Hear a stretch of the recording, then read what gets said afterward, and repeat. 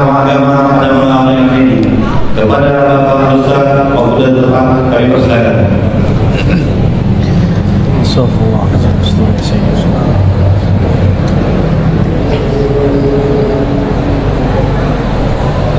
Assalamualaikum warahmatullahi wabarakatuh. Waalaikumsalam. Alhamdulillahi rabbil alamin. Hamdal hamidin. Satu lagi, mic satu lagi mana? Satu lagi. Itu ini bentar. Apa close? Tes. Mic. Benerin aja. Wireless. Tes satu. Tes. Tes satu. Saya pegang aja. Ya, baik. Ya, saya pegang. Alhamdulillah, semuanya tidak boleh berprasangka kepada Allah. Wah, ini Allah nggak izin ya, jangan gitu ya. Itu ujian kesabaran. Pengurusnya panik apa enggak? Panik juga ya. Alhamdulillahilladzi anzala al-Qur'an ala sayyidina Muhammad sayyidi ahli al-Qur'an.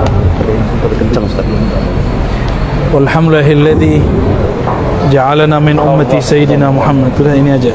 Ini aja ya. Udah enggak apa-apa. Ya, ini aja. Jelas suaranya? Udah Pak. Jangan panik Pak ya.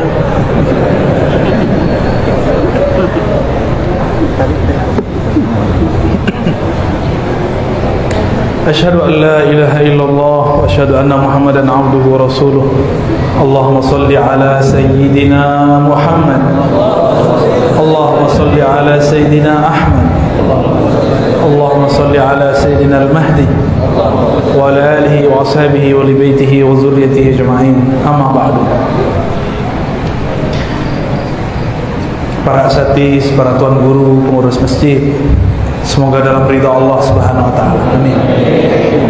Barusan saya dikasih buku oleh Dr. Iqbal. Masya Allah. Jenggotnya sahih kan? Inta Azhari? Al-Mandili. Takharatna min al-Azhar? Ajib. Saya tadi cemas. Kira di Medan tidak ada ahli sifat 20. Ternyata Dr. Iqbal ahli sifat 20. Tadi bukunya mana tuh? Ini bukan lagi jualannya, tapi saya menyarankan antum baca ini. Tapi kalau pusing ngaji sama beliau ya. Yang penting ngajinya. Ya.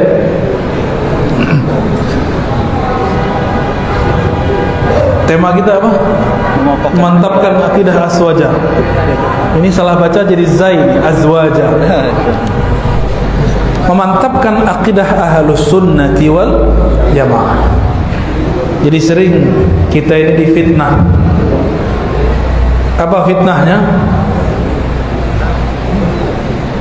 Ulama Wasliyah, ulama NU, ulama Muhammadiyah tidak ikut Rasulullah, cuma ikut Imam Asy'ari.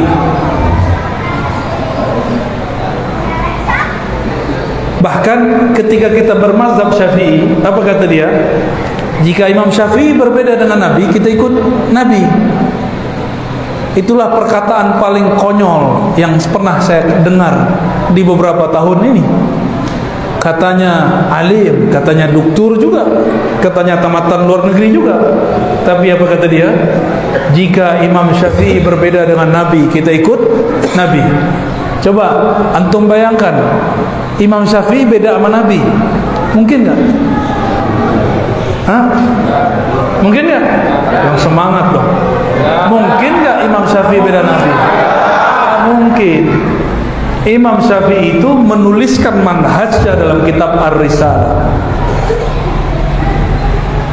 Imam Asy'ari ikut Imam Syafi'i dalam bab fikih.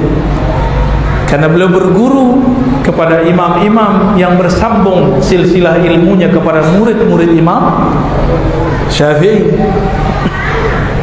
Kata kawan, tidak usah ikut Syafi'i, ikut Bukhari aja. Pernah dengar gak? Benar? Gimana cara jawabnya?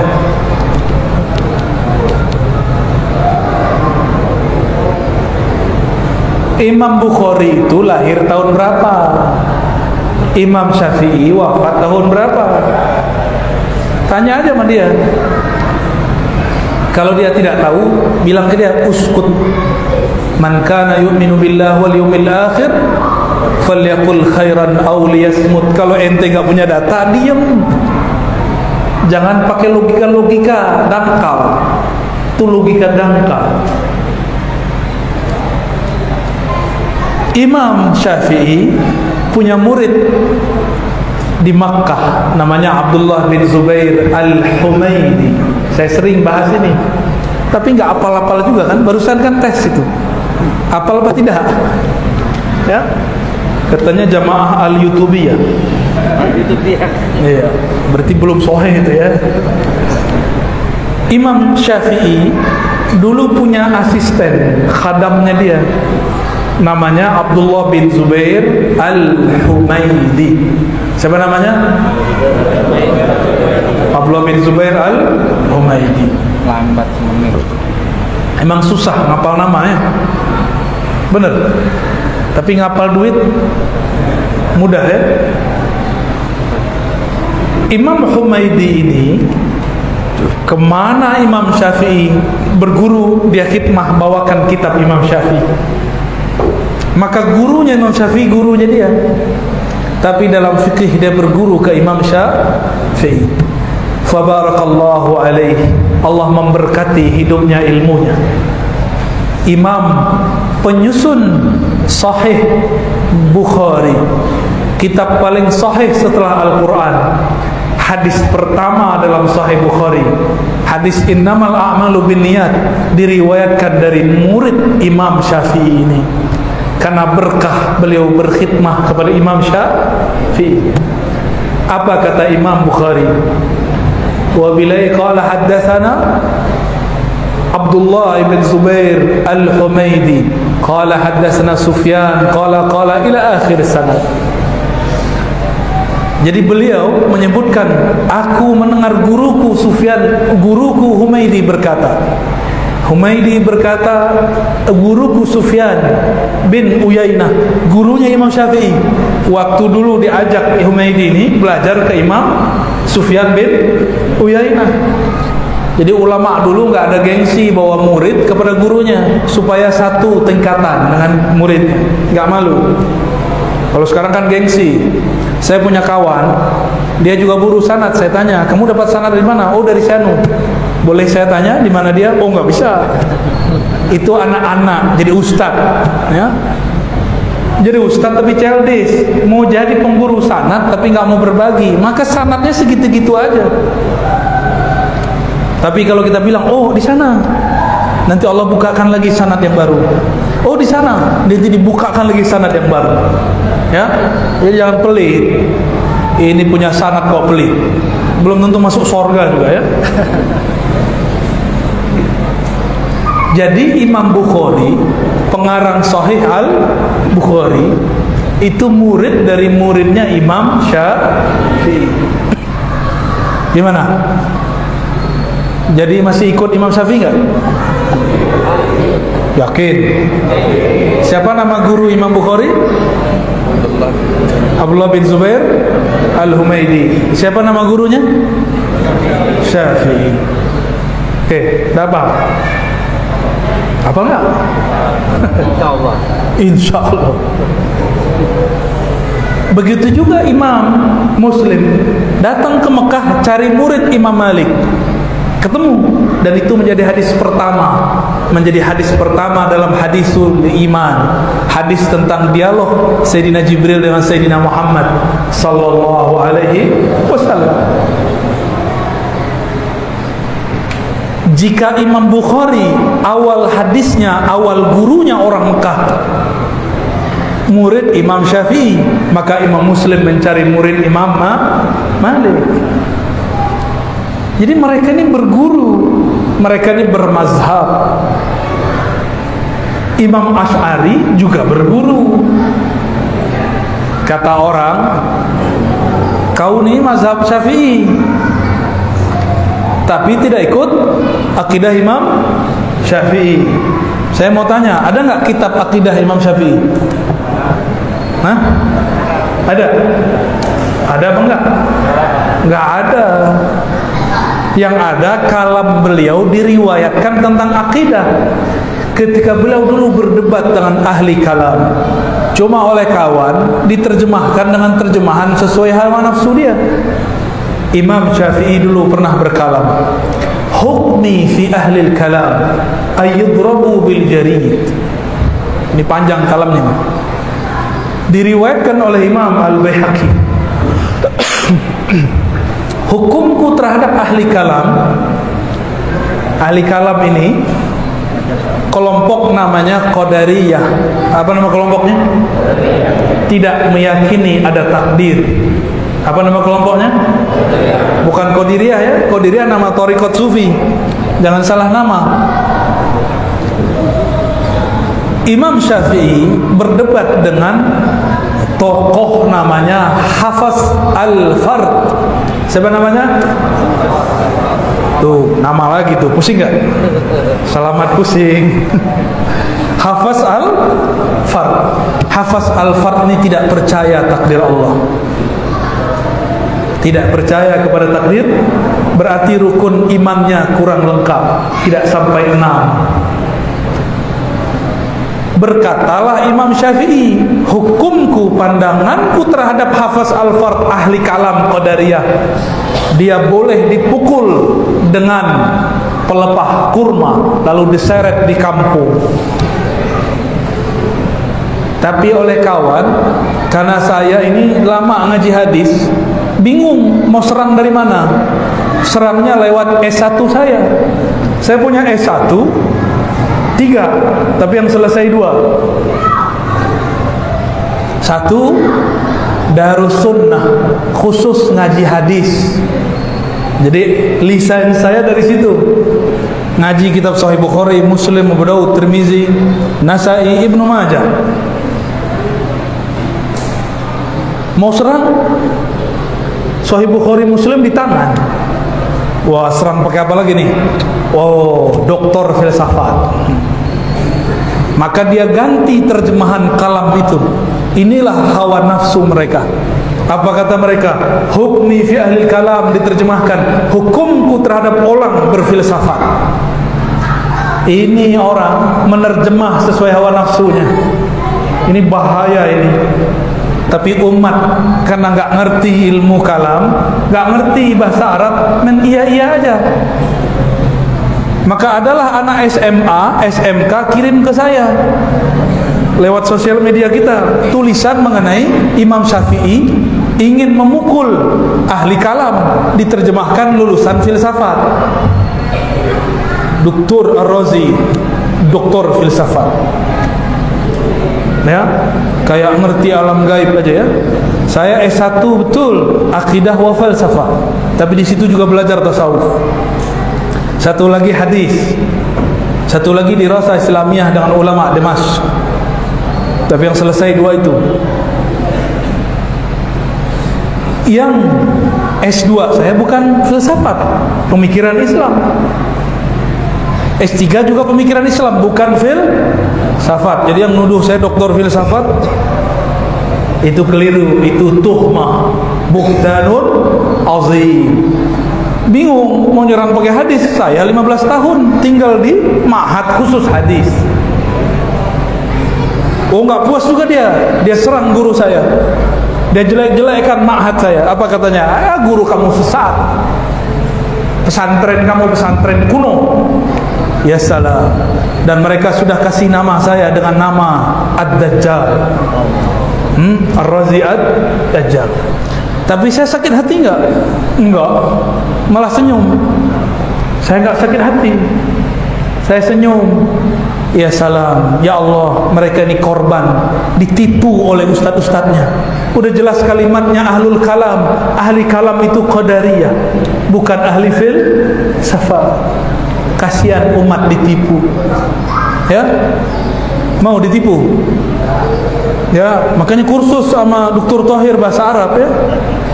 Sama Dr. Iqbal belajar bahasa Arab biar nggak ditipu. Ustadz ini kan nggak punya pengawas. Enak jadi ustadz itu.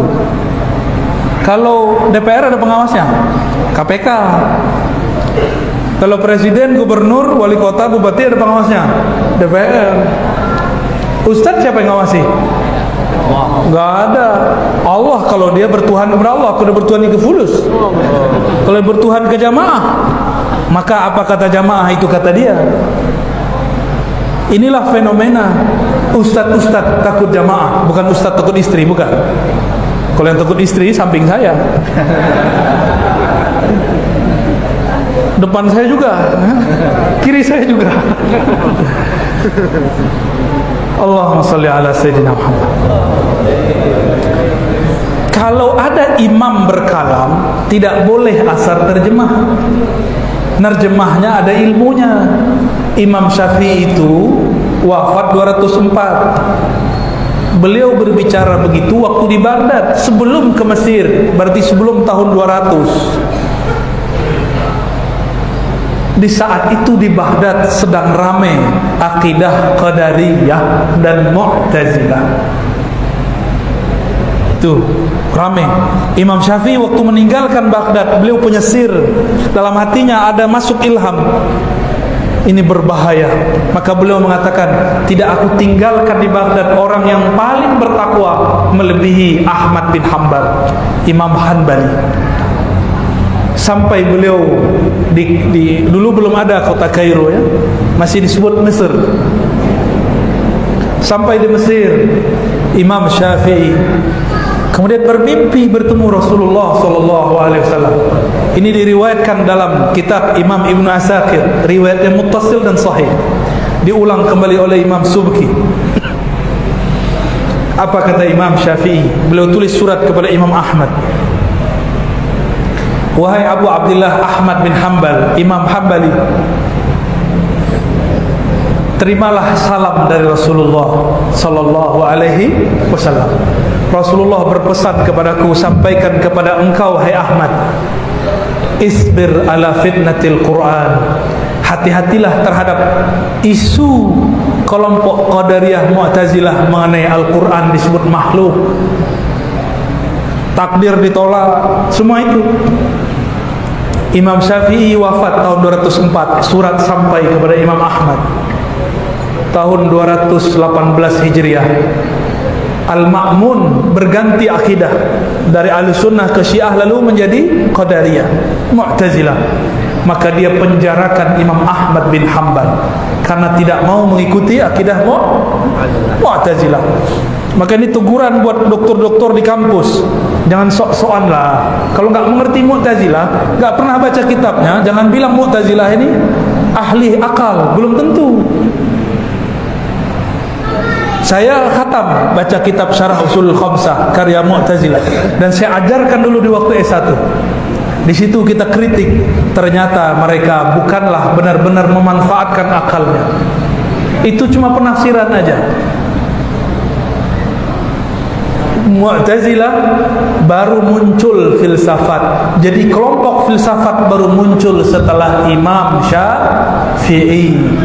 Jadi ketika Imam Syafi'i mengatakan hukumku terhadap ahli kalam tidak boleh dipalsukan, tidak boleh diterjemahkan menjadi ahli filsafat, gitu ya. Akidah Imam Syafi'i ini dipertahankan oleh Imam Ahmad. Bedanya Imam Ahmad tidak berdebat, Imam Syafi'i pernah berdebat. Kalah Hafaz Al-Fard.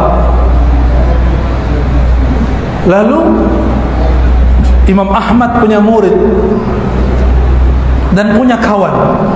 Nama kawannya Al-Karabisi, Husain Al-Karabisi. Imam Husain Al-Karabisi ini dia mengambil sikap Imam Syafi'i berdebat. Dia dulu sering tinggal di rumah Imam Syafi'i, Imam Karabisi. Jadi Imam Karabisi ini punya murid nanti, begitu juga Imam Ahmad punya murid nanti, sama namanya Zakaria As-Saji. Dari beliaulah kemudian turun ke Imam Abul Hasan Al-Asy'ari. Maka akidah Ahlus Sunnah yang diriwayatkan Imam Asy'ari bersambung kepada 3 imam sekaligus. Imam Ahmad, lalu gurunya Imam Ahmad Syafi'i, lalu gurunya Syafi'i Imam Malik. Bersambung, bahkan bersambung kepada Imam Sufyan bin Uyainah, Sufyan Ats-Tsauri, Ibnul Mubarak, dan imam-imam yang lain yang mungkin kalau disebut namanya jenggot antum bisa rontok, ya. Jadi akidah Asy'ari itu bukan akidah buatan Imam Asy'ari. Imam Asy'ari hanya meriwayatkan akidah Imam Ahmad. Imam Ahmad hanya mengajarkan akidah Imam Syafi'i. Bismillah.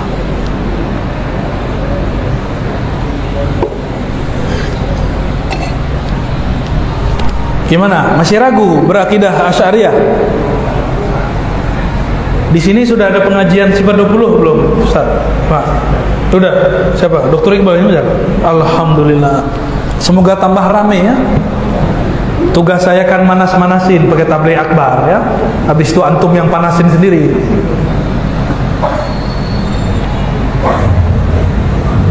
Ahlus sunnah itu tauhidnya diriwayatkan oleh dua golongan ulama. Satu ulama ahli akal, tadi Imam Asy'ari. Ada juga ulama ahli qalbu. Imam Asy'ari juga berguru ke ahli qalbu, namanya Imam Junaid, Imam Ruwaim, dan imam-imam yang lain. Maka saya melihat lebih dari 80% ulama sufi di dunia itu berakidah Asy'ari. Benar nggak Ustaz? Di Al-Azhar begitu nggak? Ya, Al-Habib Omar di Yaman akidahnya apa? Asy'ari. Mazhabnya apa? Syafi'i. Syekh Ali Jum'ah, Syekh Yusri di Mesir, akidahnya apa? Asy'ari. Mazhabnya apa? Syafi'i. Thariqatnya apa? Thariqatnya Syadziliyah. Syadziliyah. Mereka juga berthariqah. Syekh Ali Jum'ah juga berthariqah Qadiriyah, juga berthariqah Naqsyabandiyah. Lalu beliau membuat thariqah sendiri, thariqah Siddiqiyah Aliyah. Ya. Syekh Yusri bangun thariqat sendiri, Siddiqiyah Yusriyah. Jadi thariqah itu masih berkembang sampai sekarang. Kalau si imamnya, mursyidnya menguasai ilmu thariqah, metodologinya, dia boleh mengembangkan thariqahnya. Inilah hebatnya ulama-ulama ahli qalbu. Dan Syekh Yusri punya kitab akidah, Syarah Aqidah Al-Muhammadiyah, seingat saya, ya. Barakallahu lahum ajma'in, ya. Maka ada enggak sufi, orang tarekat, akidahnya bukan akidah Asy'ariyah? Ada enggak? Enggak ketemu saya, kecuali sebelum Asy'ari lahir. Kecuali ada satu, Sidi Ahmad Al-Ghumari. Beliau orang Tonja, tapi beliau sebenarnya akidahnya hampir sama dengan akidah Imam Asy'ari. Cuma beliau ini kan mujtahid mutlak, bisa buat mazhab sendiri. Seorang mujtahid haram ikut mujtahid yang lain. Kalau antum ini udah mujtahid belum? Apa? Ahli jahid? Mujtahid belum? Ahli jahid sudah. Cukup? Mau tanya jawab? Ya, tanya jawab ya. Tafadhol. Assalamualaikum warahmatullahi wabarakatuh. Ya, jika keyakinan kaum muslimah dan musyafi'ah adalah fardil, apakah seluruh amalannya juga fardil, sholat, puasa dan sebagainya? Apakah menjadi talqonah pasangan suami istrinya dan bila mati tidak bertahuan maka dia juga tidak ada kesalahan kaum muslimin? Ulama Asy'ariyah yang nazariyah akliyah, ahli akal, ini agak ketat.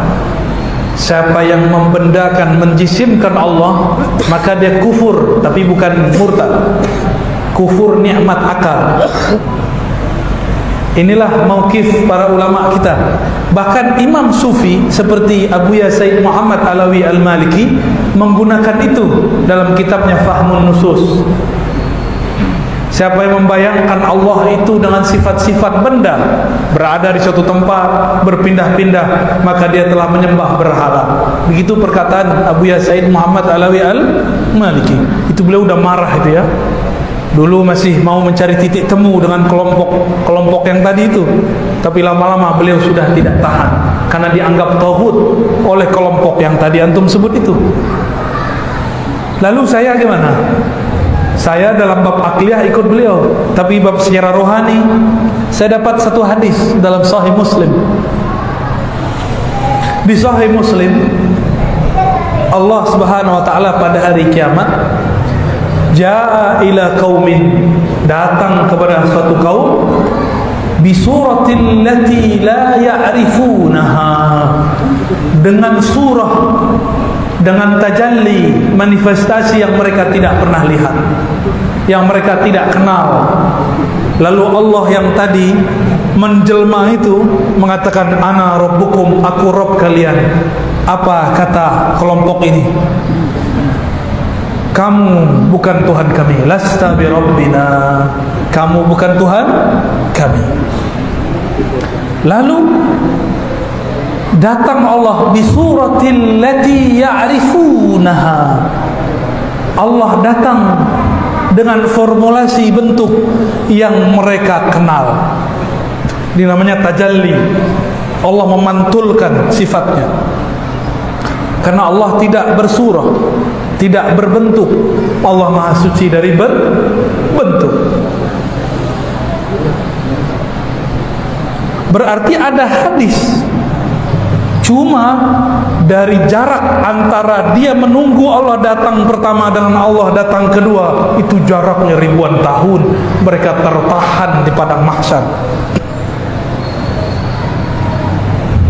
Jadi mereka masih dapat posisi. Itulah posisinya. Beda dengan orang-orang al-mutahabbina fillah, yang saling mencintai dengan dalam ruhullah. Dalam hadis Abu Daud, al-mutahabbina biruhillah, yang saling mencintai dalam ruhnya Allah, dengan ruhnya Allah. Mereka ini belum dihisab, belum ditimbang, sudah dijemput oleh Rasulullah SAW. Tidak perlu dihisab, tidak perlu diazab. Mereka lah para wali-wali Allah. Dan kebanyakan wali ini sufi. Ahli fikih yang sufi itu wali. Jarang sekali ahli fikih itu sufi. Bahkan sekelas Imam Syafi'i dituduh benci sufi. Benar gak? Benar. Mereka riwayatkan lagi kata-kata Imam Syafi'i di kitab Al-Baihaqi, tapi penjelasan Imam Baihaqi mereka tidak kutip. Mereka berkhianat kepada Imam Al-Baihaqi dan Imam Syafi'i. Kata mereka, Imam Syafi'i berkata, sufi itu jahulun kasulun, jahil sangat jahilnya, malas sangat pemalasnya. Kata siapa? Imam Syafi'i. Itu kata mereka. Giliran cocok sama nafsunya diambil kalam Imam Syafi'i. Padahal tadi dia ngomong kalau Imam Syafi'i beda sama Nabi, jangan ikut Syafi'i, ikut Nabi. Sekarang cocok dengan nafsunya, maka diambil kalam Imam Syafi'i.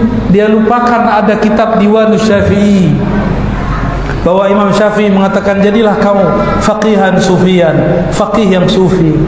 Dia lupakan riwayat Kusyairi supaya Imam Ahmad jangan uji-uji seorang sufi. Pingsan Imam Ahmad habis menguji seorang sufi. Dia lupakan riwayat-riwayat yang tidak sesuai dengan nafsu mereka. Afara'aita man ittakhadha ilahahu hawa. Apakah engkau melihat orang yang menjadikan Tuhannya adalah hawa nafsunya? Cocok sama nafsunya diambil. Nauzubillah min dzalik. Imam Kusyairi akidahnya Asy'ari, nulis kitab Risalah Kusyairiyah, ditulis di situ akidah gurunya Asy'ari, namanya Imam Junaid. Apa kata Imam Junaid? At-tauhid ifradul kinani 'anil hudus. Tauhid itu engkau mampu membedakan antara yang qadim dan yang diciptakan. Allah itu qadim, sedangkan alam semesta termasuk aras, termasuk kursi, termasuk langit dan bumi, itu semua dicipta. Engkau mampu mengesahkan Allah. Allah tidak butuh aras, araslah yang butuh Allah. Gitu ya. Ada lagi? Kemudian bagaimana caranya kita bisa mendapatkan seorang mursyid secara jalur rohani?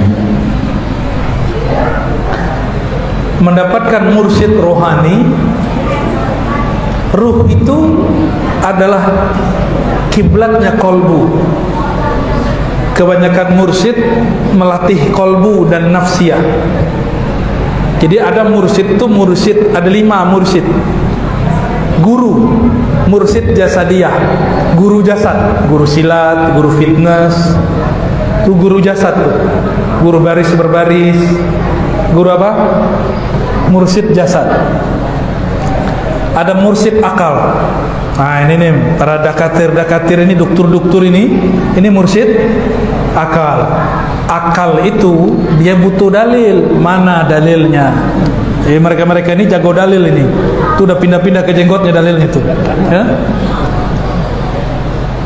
Ada mursyid nafsiyah, jiwa.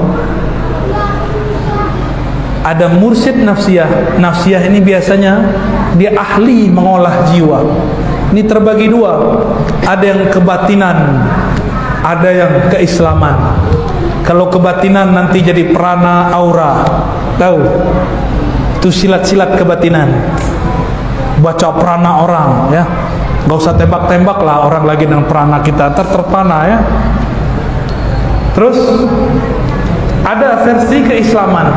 Inilah 40 thariqah yang dimu'tabarkan di Indonesia.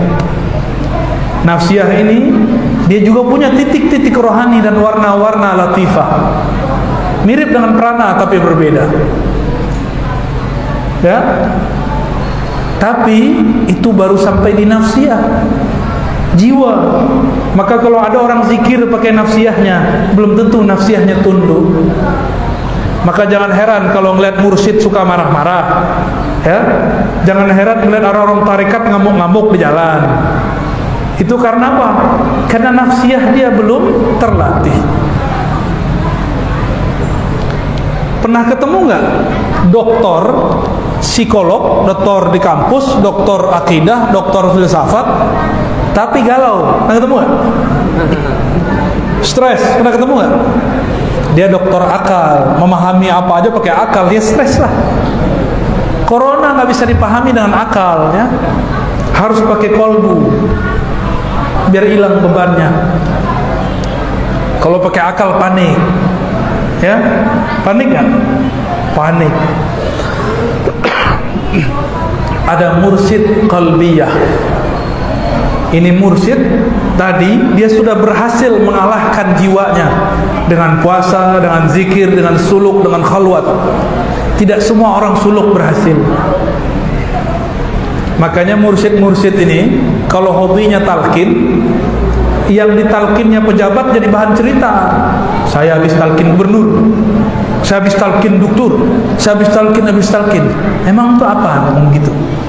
Saya baru mentalkin 1000 orang. Itu bentuk narsis gaya jadul. Kalau kayak anak-anak muda ini foto sama ustadz pasang di, ya sama begitu. Siapa yang ngomong? Bukan saya. Ibrahim Al-Matbuli punya murid namanya Abdul Wahab Asy'arani. Beliau tulis begitu. Ciri-ciri mursyid yang belum selesai nafsiyahnya, masih riya. Dia girang kalau mentalkin pejabat, dia girang kalau muridnya banyak, dia sedih kalau suruh suluk sebelah lebih ramai daripada suluk dia. Kalau kampus akliyah nafsiyah, kampusnya sepi, pendaftar dia sedih juga, stres juga ya. Mirip-mirip stres itu. Bedanya ini stresnya masih bisa dilawan pakai zikir, di nafsnya, di jiwa. Disebut kolbu, disebut ruh, disebut sir, khafi, akhfa. Itu semuanya nama-nama nafsiyahnya, bukan kolbunya ruhani, tapi baru kolbunya nafsiyah. Maka kadang-kadang orang dengan zikir-zikir 7 lataif ini suka ngintip-ngintip kalbu guru. Ya, janganlah intip-intip ya.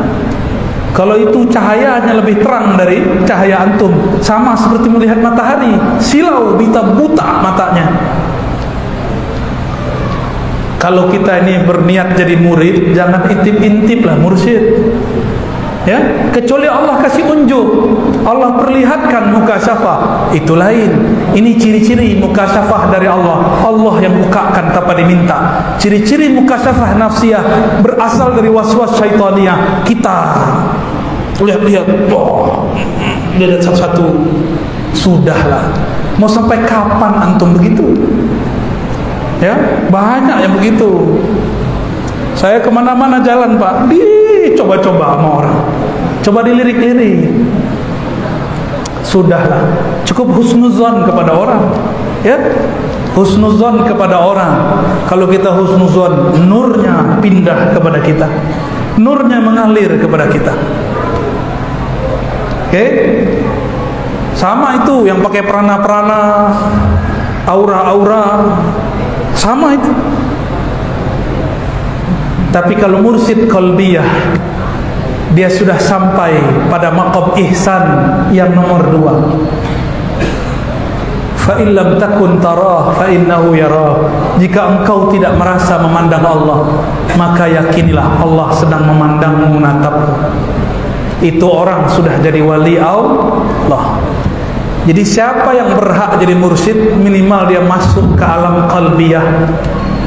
Jadi jangan buru-buru juga ngangkat khalifah, ya, ngangkat wakil talqin.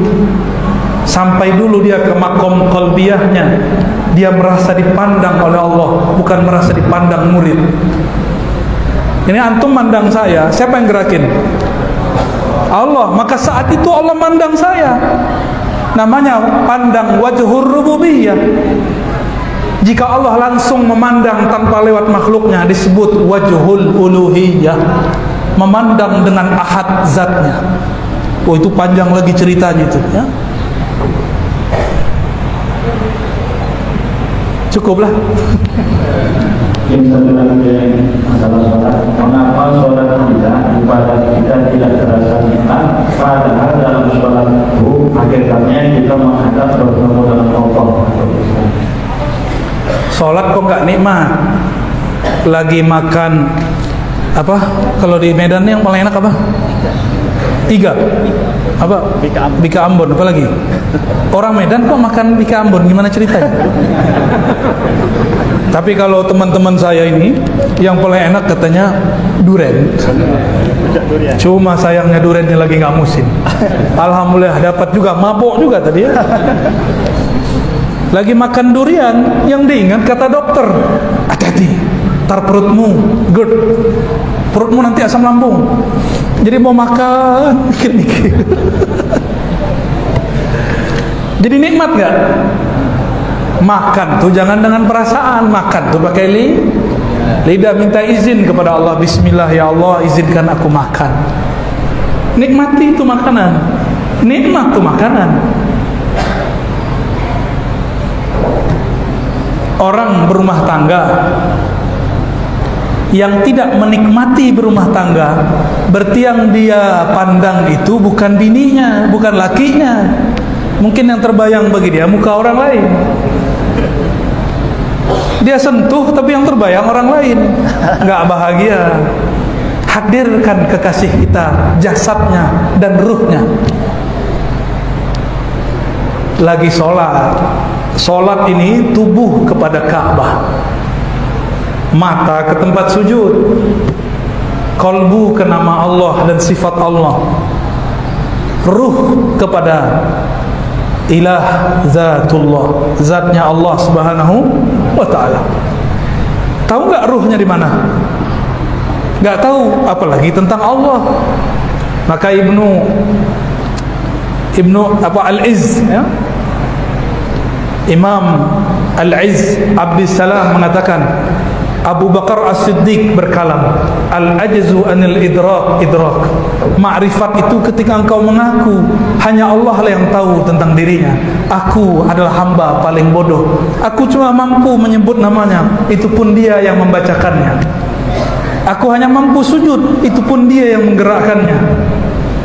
Rasakan kita digerakkan oleh Allah. Rasakan kalau kita nyebut namanya, Allah yang menggerakkan. Itulah makna Allahumma a'inni ala zikrika. Ya Allah, bantu lidahku nyebut nama Engkau. Ya Allah, bantu kalbuku berkiblat ke nama Engkau. Di saat itulah seorang hamba dapat menikmati solatnya. Itulah makna aqimis salata li dzikri. Usaha, kalau saya menerjemahkan akim bukan dirikan, usahakanlah menyempurnakan solat untuk mengingat Allah. Solat kita mungkin belum sepenuhnya ingat Allah, maka jangan pernah bangga dengan solat itu.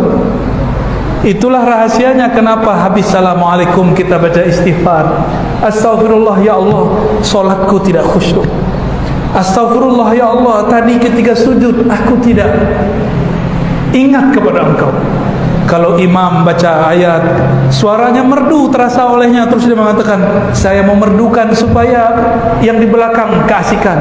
Dia kemudian istighfar, ya Rabb, ampunkan aku membaguskan suaraku bukan untukmu, tapi untuk selainmu. Nah, ini kalau jadi imam ada caranya. Jadi imam supaya khusyuk solatnya, ini namanya makom imam. Sahabat namanya Abu Musa Al-Asy'ari. Abu Musa lagi baca Quran malam-malam hari, Nabi tertegun dan Nabi berdiri diam. Bayangkan dulu ketika Nabi Daud baca Mazmur atau Zabur, beliau baca berhari-hari, burung berhenti, angin berhenti, air pun menjadi tenang, sehingga ada burung tidak jadi terbang hari ketiga mati. Dia mati mendengarkan seruling Daud atau senandung Nabi Allah Daud. Ini yang berhenti bukan burung, bukan air, bukan angin. Yang berhenti adalah Sayyidul Alamin, Sayyidul Mursalin, Sayyidul Anbiya, Sayyidul Arifin, Sayyidul Zahidin, penghulu alam semesta. Beliaulah Rasulullah. Tertegun berhenti ketika Abu Musa baca Al-Quran. Maka secara ruhiyah Sayyidina Abu Musa adalah pewaris ruhani Nabi Daud. Dan sempurnanya Nabi Daud ketika dia mewarisi kenabiannya kepada Abu Musa, maka sahabat itu jadi wali karena dia mewarisi nabi-nabi. Ulama pewaris para nabi. Ini ulama kita nggak tahu nih pewaris nabi siapa nih ya. Semuanya yang mewarisi Imam Mahdi cuma satu, yang mewarisi Nabi cuma satu, Al-Ghaus di akhir zaman namanya Al-Mahdi. Ya, kita paling cuma warisi sebagian saja.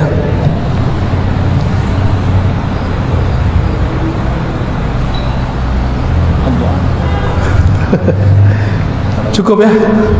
Saya 5 kali, 5 tempat berhasil Dr. Thohir menyiksa saya ya. Besok ada lagi? Subuh insyaallah. Subuh apa? Subuh, duha dan Jumat. Masya Allah, 3. Kata Dr. Thohir cukup katanya ya. Saya takut sama dia ya. Baik, Bapak Ibu yang bukan Allah, apabila orang-orang meragukan akidah Ahlus Sunnah, maka bawalah sanad. Apabila orang meragukan nasab habaib, bawalah nasab. Apabila orang meragukan thariqat, bawalah ijazah. Ya. Apabila orang meragukan Allah Subhanahu wa taala, bawakanlah hujjah-hujjah mengenai wujudnya Allah Subhanahu wa taala. Semoga kita yang hadir malam ini diberkahi oleh Allah Subhanahu wa taala. Semoga umat Nabi Muhammad ini diberikan kesabaran, ketabahan, ditancapkan kalimah tauhid la ilaha illallah dalam kalbunya, ditumbuhkan cinta kepada Rasulullah sallallahu alaihi wasallam, dikembangkan, dipancarkan cahaya dari dirinya, dari dalam pikirannya hanya mencintai Allah dan kekasih Allah Nabi Muhammad sallallahu alaihi wasallam. Ala hadhihi da'awat wa hadhihi al-maqasid wal ghayat. Al-Fatihah.